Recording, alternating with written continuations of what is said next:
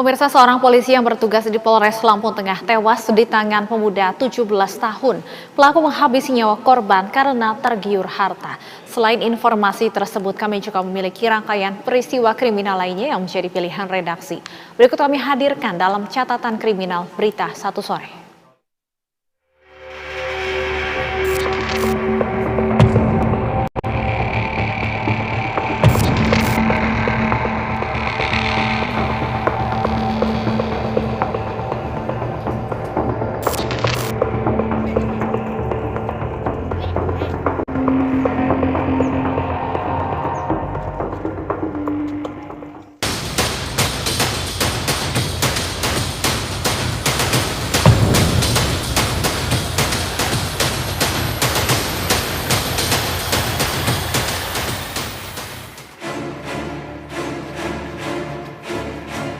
Seorang polisi yang bertugas di Polres Lampung Tengah Lampung ditemukan tewas di sebuah losmen.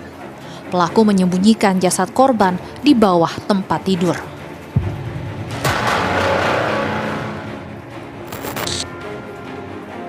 Korban adalah Bribtu Singgih Abdi Hidayat, anggota Polri yang berdinas di Polres Lampung Tengah. Korban ditemukan tak bernyawa di sebuah losmen di Kecamatan Seputih Banyak pada 23 Maret 2024 sekitar pukul 8 pagi. Anggota Polri berusia 28 tahun itu diduga menjadi korban pembunuhan. Jenazah pertama kali ditemukan oleh Ismanto, penjaga losmen. Saat membersihkan kamar, pria 54 tahun itu terkejut karena menemukan seorang pria tergeletak di bawah kolong tempat tidur.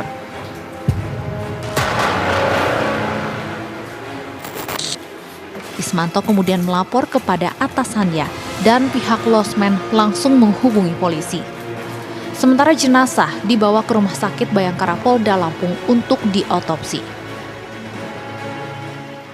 Telah ditemukan jenazah anggota kita di salah satu losmen di Seputih Surabaya, di Seputih Banyak.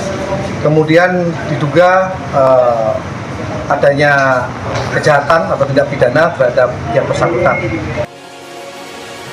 Petugas Satuan Reserse Kriminal Polres Lampung Tengah bergerak cepat melakukan penyelidikan untuk menangkap pelaku pembunuhan.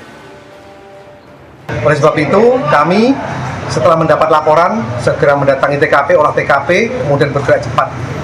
Kami dibantu tim TKP dari Polsek dan seluruh jajaran bergerak cepat untuk mengetahui, kemudian untuk mendeteksi pelaku yang terduga, sehingga dengan cepat kami mengamankan beberapa orang yang diduga terkait dengan permasalahan ini.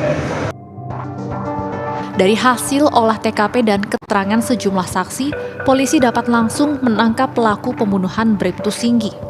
AE, pelaku utama pembunuhan, ditangkap di tengah jalan saat kabur menggunakan mobil milik korban. Yang lebih mengejutkan, AE merupakan anak di bawah umur berusia 17 tahun. Kepada polisi, pelaku mengaku membunuh korban karena ingin menguasai harta benda milik korban. Sebelum menghabisi nyawa korban, pelaku mengajak korban ke sebuah tempat karaoke dan menenggak minuman keras. Setelah karaoke dan pesta minum minuman keras, pelaku dan korban kembali ke losmen. Pelaku memanfaatkan kondisi korban yang mabuk minuman keras untuk menghabisi nyawa korban. Pelaku memekap mulut korban dengan pakaian hingga tewas. Selain AE, polisi juga menangkap 3 orang lainnya. Sementara ada beberapa orang, ada sekitar 4 orang, tapi keterkaitannya dan perannya nanti akan kami jelaskan lebih lanjut setelah pendalaman maraton oleh anggota Reskrim. Setelah dilakukan pemeriksaan medis dan autopsi, jenazah korban langsung dibawa ke rumah duka di Kampung Bangun Rejo untuk dimakamkan.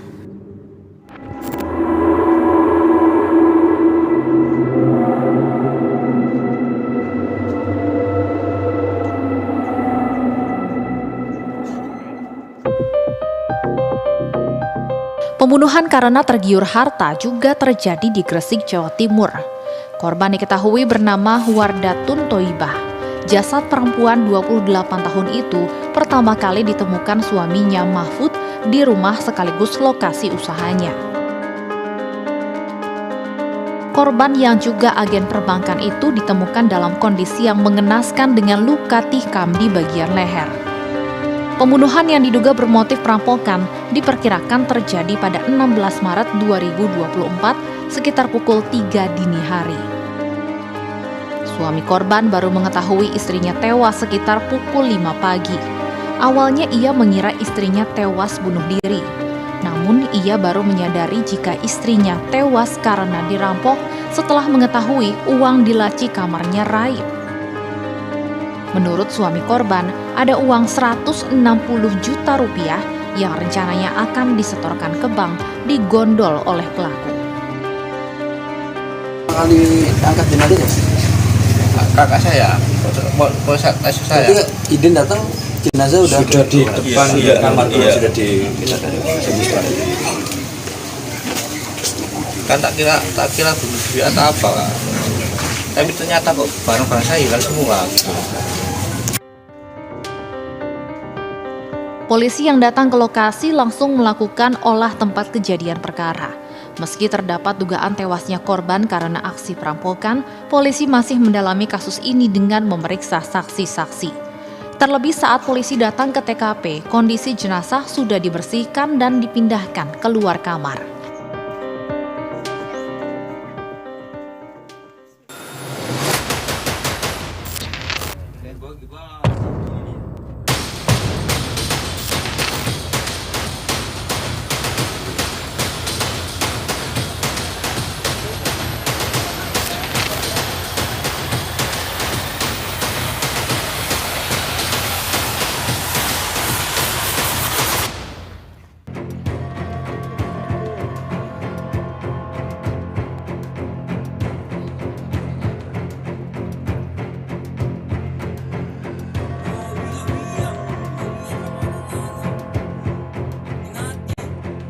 Aksi tak terpuji dilakukan sekelompok remaja di Makassar, Sulawesi Selatan. Para remaja tersebut memukul seseorang yang sedang berada di dalam masjid. Peristiwa terjadi pada 19 Maret 2024 dini hari dan terekam kamera pengawas. Awalnya satu dari sekelompok remaja mengkoordinir rekan-rekannya yang sedang berkumpul di sekitar lokasi.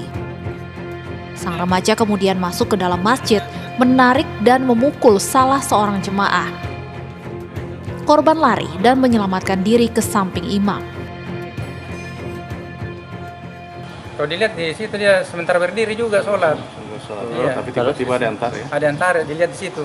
Iya. Jadi mungkin ini anak takut, dia lari ke depan. Udah lewati orang sholat.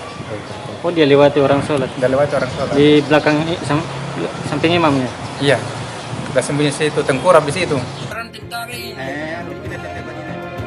Pelaku kemudian keluar masjid, mengambil senjata tajam dan mengacungkannya ke arah korban. Rekaman di Masjid Nur Ilham Semansa 81, rumah susun Raja Wali itu pun viral di media sosial. Kapolrestabes Makassar pun langsung ke lokasi kejadian dan mengimbau jemaah masjid agar tidak terprovokasi.